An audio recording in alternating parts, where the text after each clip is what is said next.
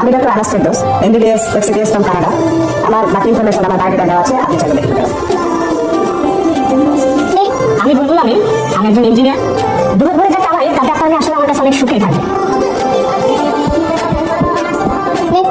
আমি মাহমুদুল হাসান, বিশিষ্ট ব্যবসায়ী, দেশ বিদেশে ব্যবসা করি, নেক্সট মান্থে কানাডা যাচ্ছি।